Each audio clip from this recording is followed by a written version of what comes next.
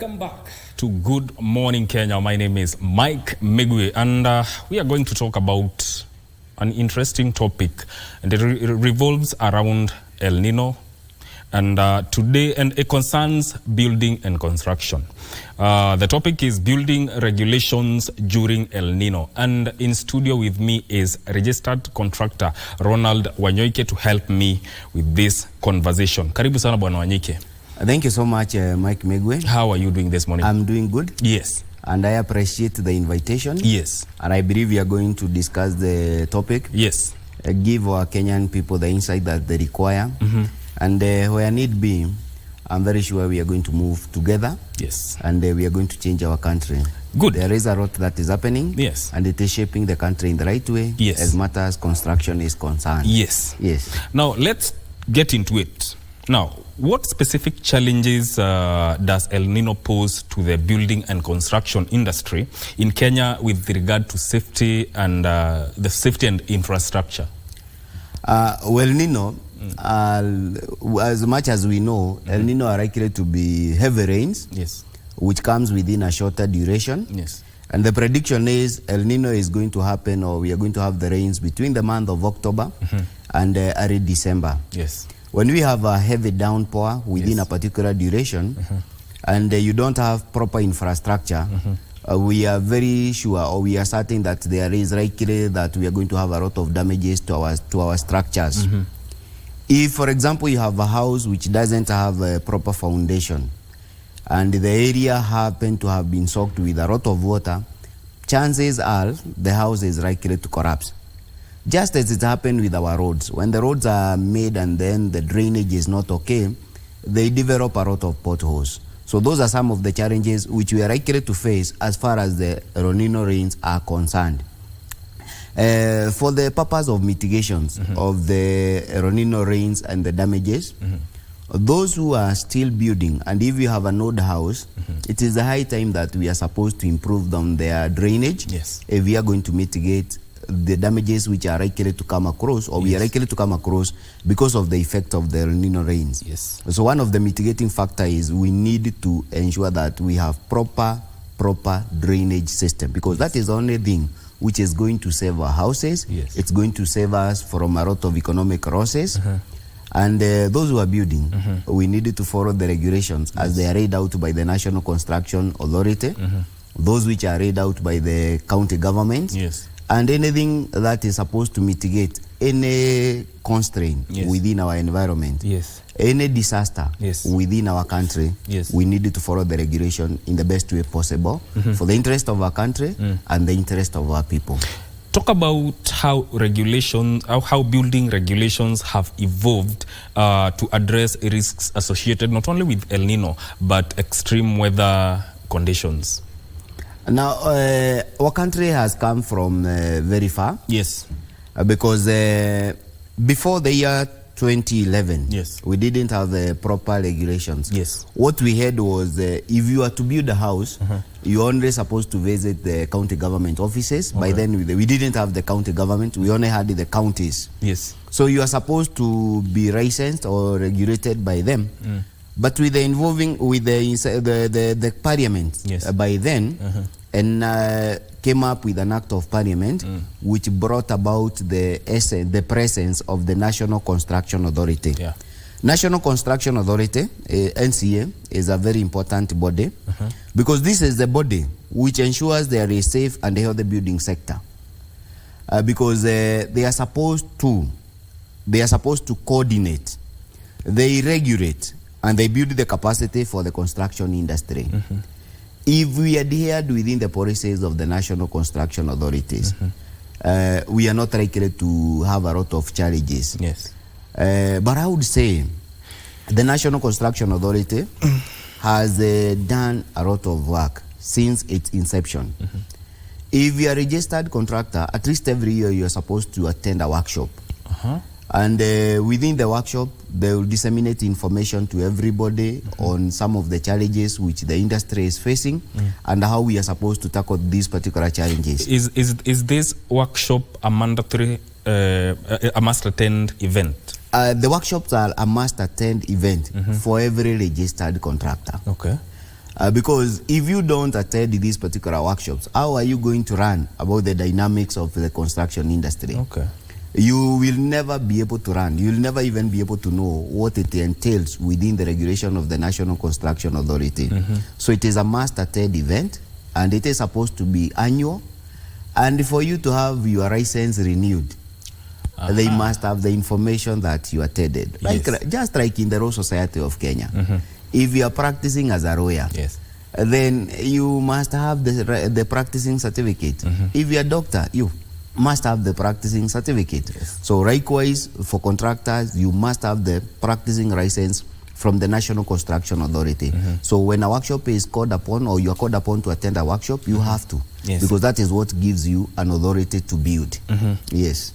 Now, the meteorological department has highlighted some areas like Nakuru, Kisumu, Homa Bay as some of the areas that are vulnerable to the effects of El-Nino.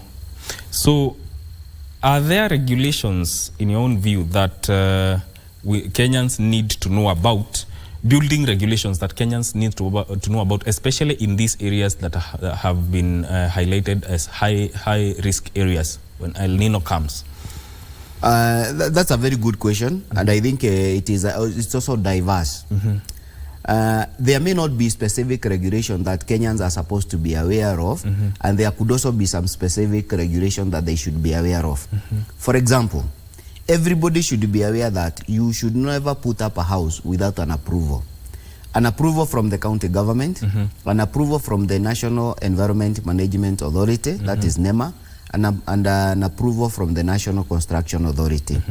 The three entities are the bodies which are supposed to regulate construction in this particular country. Yes. But before you seek an approval from the county government, the first step is a developer will have to engage an architect who comes up with a design.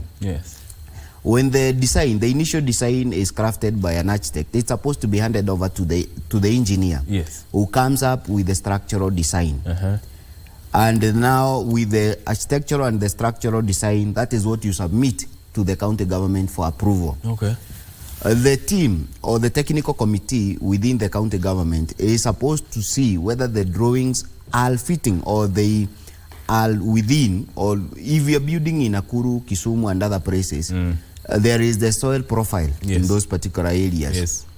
The technical committee, because most of the members of those technical committees are from those specific areas, they are supposed to discern and get to know whether those houses, according to the design, can withhold any environmental disaster.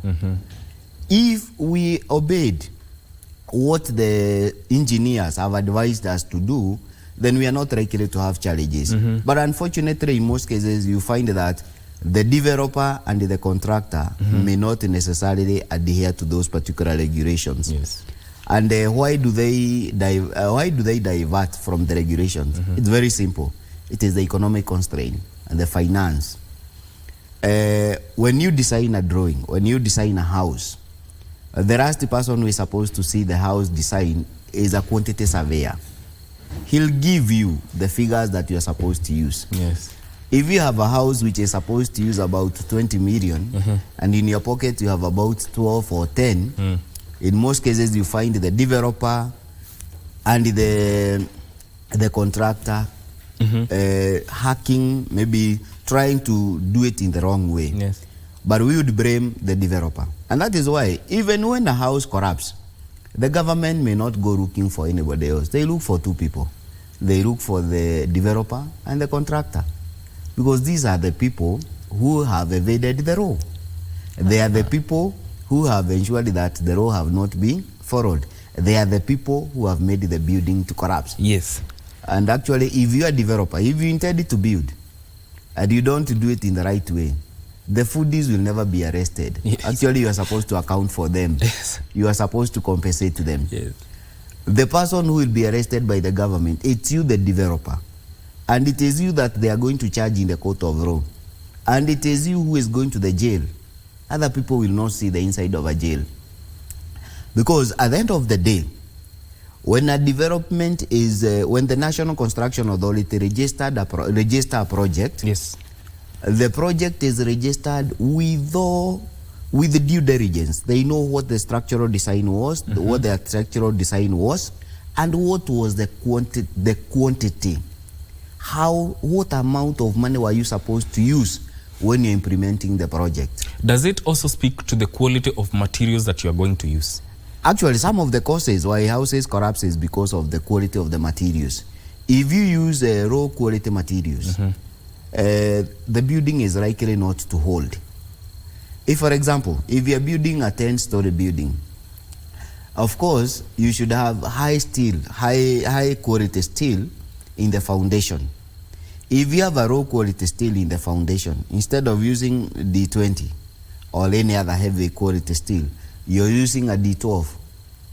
Chances are you're likely to have that house coming down. And if you have the house coming down, it simply means the contractor and the developer did not follow what they were advised to do by the engineer.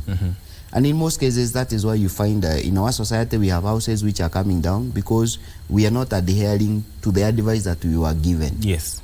And there are a lot of loopholes, yes, and of course everybody tries to use those particular loopholes, yes, for their benefits. But those benefits, I would simply say, they are short-lived. For the contractor, we are finding ourselves between a rock and a hard place.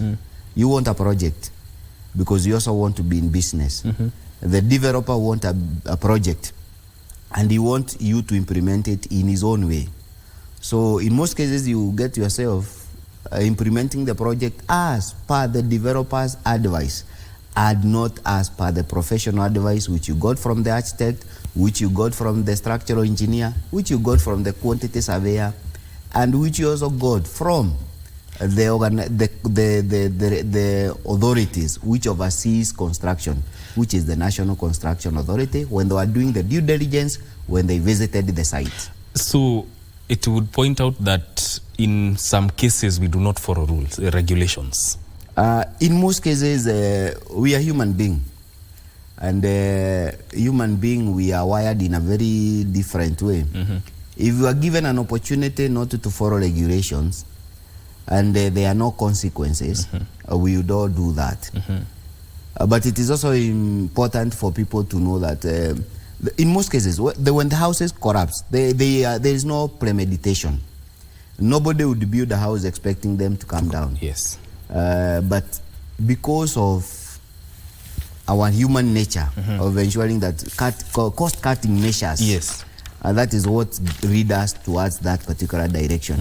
If we do not try to come up with cost-cutting measures, we are likely to have a proper, effective construction industry, proper, effective buildings, and we would have a society in a very cohesive way in matters construction is concerned. Yes. Yes. Now, let's talk about government oversight. In your own view, oversight and enforcement, how has the government fared in enforcing building regulations? I would give my government a thumbs up, especially the National Construction Authority, because they have ensured that they have field officers in every county, yes, and in every sub-county. At least you get, in every sub-county, there are at least 2 field officer. So if we have 230 sub-counties within our country, that is the number of the people that we have on the ground. One of the reasons why people are able to build structures or build them in the wrong way is because if we don't have a supervisory department, or we don't have a body which is or maybe if a National Construction Authority do not have enough workforce, that would simply mean we do not have proper inspection of our buildings. Yes. It is a challenge which is within our country, but I'm very sure this is something that the government is going to overcome. Because when an economy is developing, that is when you're able to have to create more employment, yes, to ensure that there is proper supervision, proper management, and proper implementation of policies, because you have people to ensure that those policies are adhered to, yes, those policies are implemented. Yes. So it is a teething problem, but we are coming out of it. Yes. You remember yesterday, the National Construction Authority had a road show. Yes. And they have been going to the people. Yes. They have been visiting sites. Yes. In most of the, not in most of, at least 80% of the projects that I'm doing, I've had visitors from the National Construction Authority. I've had the project registered by the National Construction Authority. So, and not just myself, even other contractors, they would attest to you that the National Construction Authority have become very effective. And it is becoming effective as time evolves. Because the way it was yesterday is not the way it is today. They have more field officer, they have been more vigilant, and they are working effectively. We may, if it's in matter of rating, I would give them 8 out of 10. That would say they are doing a very effective job. Yes. Yes. In every organization, you will find a few people who are not doing the right way. Yes. But I'm very sure as we move on, they are going to comply. Yes. Let's talk about collaboration between government agencies, engineers, contractors, and all the stakeholders in the building and construction industry. How can this collaboration enhance better synergy to ensure that before El-Nino comes, there are safer and resilient construction practices? There is a lot of collaboration between the national government and the county governments, and even the police force. Yes. Because the police are the people who are supposed to maintain the law and order. Initially, or when I started construction, the police used not to be involved. Okay. Today, if an officer from the National Construction Authority comes to your site and give you a notice that you should stop construction, he is going to serve the OCS of the nearest police station, so that if you continue with your construction, the OCS will have you arrested. You should continue with your construction when you comply.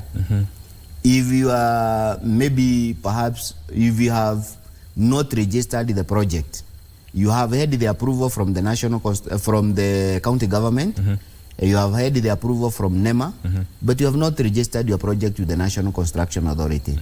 The National Construction Authority have a right to come and stop the construction. If you don't stop the construction, they'll serve that notice that they served you with to the police department within that locality. And the police will have no alternative, otherwise they'll have to arrest you so that they can stop. And they can also charge you in the court of law. I remember some time back, 2 years ago, there was a building which was being carried out at, I think it was in Westrad. Yes. They had not complied with the National Environment Management Authority regulations. They were arrested. They were arraigned in the court of law, and they were fined heavily. Wow. That simply means our country is evolving, and we are now doing things in the right way. So there is that synergy between There is agencies. a lot of synergy. Yes. I think 3 weeks ago, there have been a lot of inspection of construction in areas like Kericho, within Nairobi, within Kiambu, and Uasin Gishu. Yes. But Kiambu is one of the area where there is a lot of inspection because we have had a lot of disasters. Yes, cases have been seen there, you remember in places like Kirigiti, in places like Kiambu town. Yes. But I'll tell you, today if we are building and you are doing it in Kiambu, you have to follow the regulation. Yes. And any other place within our country. If you go to Muranga, the same. And there is a lot of synergy. The three bodies are operating very well. Yes. The National Construction Authority, NEMA, and the county government, as far as the matters approvals are concerned, as far as the matters implementations of the project is concerned. Yes. And I would tell you that although it is an evolving process, it is evolving in the right way, and we are heading in the right direction. And in the next 2-3 years, we are not likely to have these disasters, not unless they are very natural. The El-Nino, the El-Nino issue that is we are facing now, I would say there is a lot of preparedness. The disaster management bodies within our countries have been put into a rut. Yes. and these bodies are doing what is supposed to be done. For example, if you cite regions like Nairobi, yes, where we have the governor for Nairobi, yes, His Excellency Mr. Sakaja, yes, he has commissioned people to ensure that there is proper drainage within the city. And that is one of the major factor which is going to mitigate disasters. And it is one of the factor, if it is implemented in the best way possible, we are not likely to have a lot of disaster, because we need to ensure that storm water flows and it flows to the river, yes, or where it is not going to cause any damage, yes, within our infrastructural setup. Yes. Yes. Let's talk about the place of technology in building and construction. Have there been any advancement in technology that have enhanced building better structures that can withstand El-Nino and any other extreme weather conditions? Yes, technology has really helped, because I would say in the initial stages, people are not, most of the work was supposed to be manual. Yes. With the evolving of technology, there is a lot of mechanization. With the proper mechanization, if you use the mechanization in the right way, we are going to have better buildings. I remember some time back, people are not concrete setups yes, were done manually. Yes. Today it's supposed to be done using machines. Yes. People are not checking the levels of the moisture in their concrete. Today you are supposed to do the same, because the technology has come and it has helped us do the right thing in construction industry. Yes.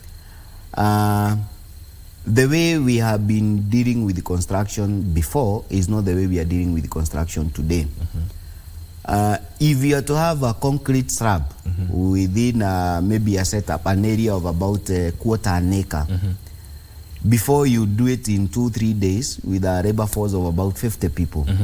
Today you can do it within 6 hours. Yeah. With a labor force of 20 people. Yes. Because there is mechanization. Yes. So technology has brought us advancement in matters construction, and we are also having better structures which are even more firm than before. Yes. Yes. Now, compliance to building regulations may seem as time-consuming endeavor. Why do those regulations exist? Regulation exists so that we are able to have a safe health sector. If you don't regulate human being, yes, even God himself had to regulate human being by giving them rules. Yes. If you don't regulate human being, you are likely to have a lot of disasters. Yeah. For example, if you just allow contractors to do their work without regulations, I'm very sure they would also like to have their own cost-cutting measures, yes, so that they can make more profits. And cost-cutting is one of the things that make people go against the rules. That is one of the things which is bringing a lot of disaster. Yes. If a contractor is not properly supervised by the National Construction Authority, yes, and having a lot of visit from the county government, the inspectorate bodies, and the enforcement bodies, we are likely to have a lot of problems in terms of having foundation which are not very strong. We are likely not to have proper structural design, because we may alter, yes, the design which have been approved by the county government. But if we are not to alter those particular design, then it would mean the county government has to keep on visiting these particular sites. We may end up using raw substandard building materials, or we may also have a lot of unethical practices within the construction industry. Yes. I would cite examples. Currently, the National Construction Authority is assuring that there is quality assurance. They are checking across the country by ensuring that they enhance the capacity of the contractor. They register the construction workers, and what they want us to do is, you do not need to hire workers who are not registered by the National Construction Authority, because they don't have the capacity, they don't have the knowledge to implement whatever you are implementing. So even the fundis must be cleared by the National construction authorities? Currently, the National Construction Authority is clearing even the fundis. Wow. They are registering them. Yes. And actually, when you hire them, they are supposed to show you a badge from the National Construction Authority with their full details. Yes. So that you may have the right people. But now, how do you ensure that that regulation is followed? Because let's go to the rural areas. Yes. You will find contractors wanajenga nyumba, but then some people there, they have experience, like someone will come and tell you niko na experience ya kujenga nyumba za mawe. How do you ensure, and how do you go about that? Well, one of the things that we should all accept and acknowledge is that one may not necessarily be trained in a particular field for him to work in that particular field. Okay. And we don't need to equate that person to a quack. Yes. Because it is also be the wrong thing. Yes. We are not tapping talent sometimes because we are saying a particular individual is not qualified in that particular area. Yes. And that gives a limitation. In our traditional African society, people would do work. Yes. And how are they running the skills that they are using? Yes. They would run skills through enterpriseship. Yes. When you are trained by those who know, you are likely to acquire that particular skill and be able to perfect it. Most of those fundi in the rural areas, they have acquired the skills and they have perfected the skill. Some of them are very good, and those who are not good, they can always be improved. Yes. Construction industry is one of the industry which hires a lot of people. Actually, it creates a lot of employment. Yes. If you go to most of urban setups, most of the towns which are growing, you find that in most cases they employ at least 20% of the people who are within those particular areas. And those people who are usually employed in the construction industry are in most cases young graduates, people who have just graduated from Form 4, people who have graduated from colleges, people who have graduated from the universities in the initial stages before they settle, before they get their dream jobs, before they do what they want to do. In most cases, you find them being absorbed in the construction industry. Also, construction industry is a key employer. And that is why even the government is using construction industry to employ people. That's why we have the building, the housing, project. Yes. What is the purpose of a housing project? The purpose of a housing project is to make our economy grow. We move our economy. That's why you, Mr. Mike, you are being deducted 1.5% of your pay. Yes. And it is being hosted by the housing department. It's housing, the housing levy. Well, the housing levy. Yes. How is the government supposed to use the housing levy? The government is used to use the housing levy to develop settlement for our people within the country. If you go to develop the world, for you to build, you need a mortgage. What do? They give a mortgage at a very low rate. Yes. In our developing country, we are not likely to have those mortgage at that particular rate. Yes. That's why the government is developing a scheme which they can also use. These particular schemes, apart from solving the housing crisis, it is also solving the employment crisis. Because I've just told you that construction absorbs a lot of our people, both men and women. Before, people would imagine it is only men. Today, it is both men and women. So, you may not write off those people who may not have acquired skills properly, but they have acquired them as they were working. So, and that is what the National Construction Authority is doing. They'll come to your site. They'll get to inquire from you who is a fundi here and who is not a fundi. Yes. So, they'll register for you the fundi as a fundi. They will register other people as they will do it on site. They will do it on site if you have them and they are not registered. If you have them registered, they are okay. They do not have tests or anything. They'll just accredit the fundi. What is supposed to be done is you are supposed to have accreditation is supposed to be gradual. We accredit you as just mtu wa mkono. After mtu wa mkono, you may graduate to being a fundi. That is after working in a particular industry for a particular duration. Yes. Who is going to know who is a fundi and who is not a fundi? It is you, the contractor, who have been contacted by the National Construction Authority, because it is you who is hiring people out there on the ground. It is you who has got the project. Yes. The National Construction Authority is not having any project. The National Construction Authority is only overseeing how you're implementing those particular projects through registering them and regulating the way we operate and the way we do things out there as we put up houses. We have seen buildings collapse in Kiambu. Yes. And some parts of Nairobi. Yes. Does that poke holes into the effectiveness of these regulations, especially now that we are heading into El-Nino season? The regulation may not play a role as far as the corruption of building is concerned. What plays a role, as we, in our initial discussion, I did emphasize that the developer is a key person in any construction. It is the developer who gives the finance. It is him who injects capital into the construction. Yes. It is his money or her money which is being used, because actually he is the financier. Yeah. In most cases, the financier may have a financial constraint, and the financial constraint may lead to cost-cutting measures.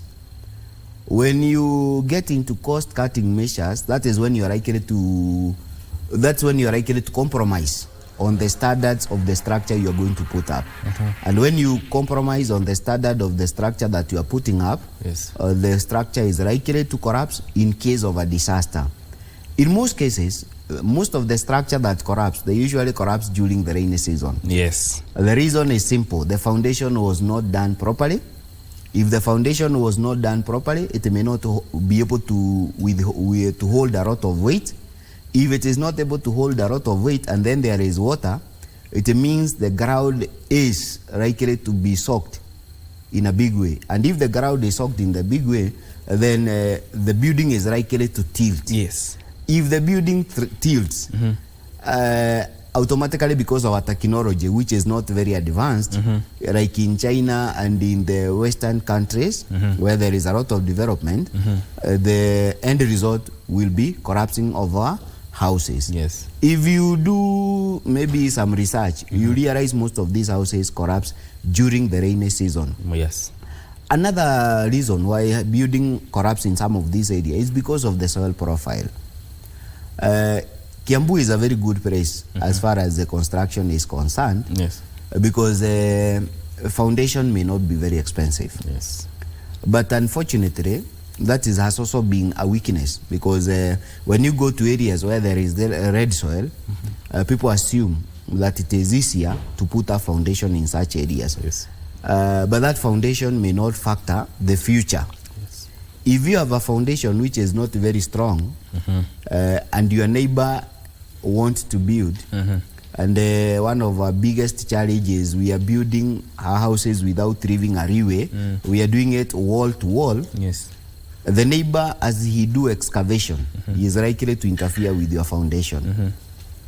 In case it rains when he has removed his soil, then your house is already very weak, and it is already compromised. Yes. So in case they don't do soiling, then you are likely to have your house coming down. And that is what has been happening. Yes. And in most cases, or in other cases, you could have done a foundation which is supposed to hold 5 floors. The reason, in most cases, most of the approvals, or whenever you're given approvals, in most cases you are supposed to have a house which is not having more than 5 floors. If you have more than 5 floors, then you should provide a lift for the tenant. Yes.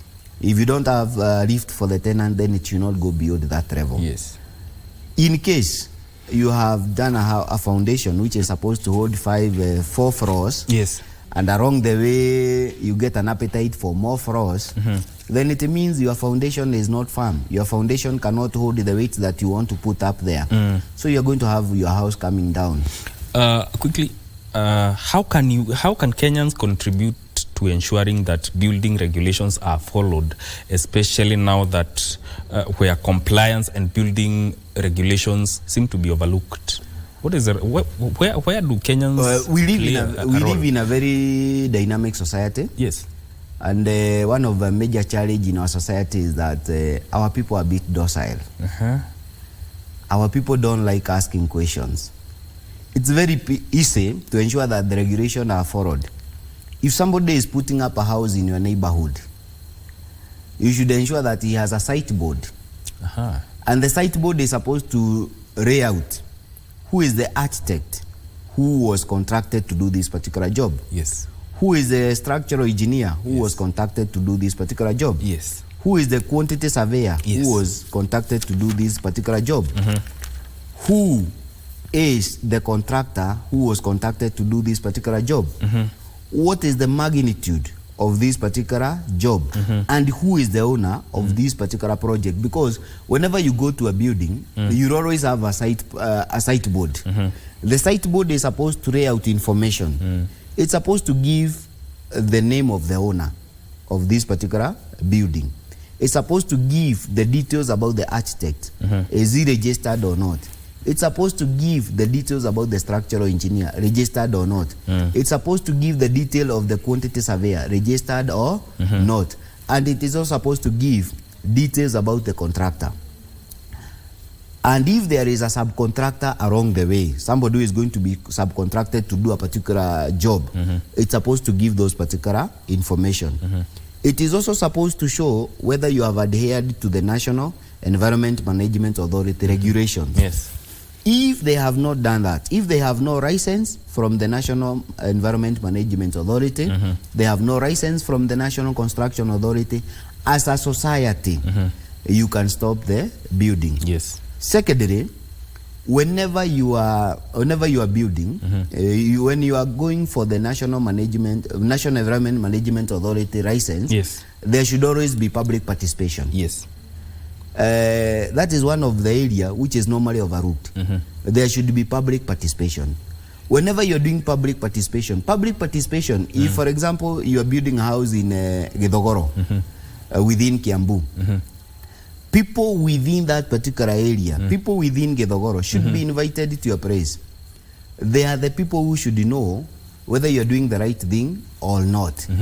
So public participation ensures that there is involvement of the people within that particular setup. Yes. But when you put people out of, when you don't allow people to come in and participate in public participation, that simply means they are not aware. Yes. And when they see a building coming up in their area and they are not involved, that is when they should ask questions. Yes. They should involve the local administration and their questions why they were not involved.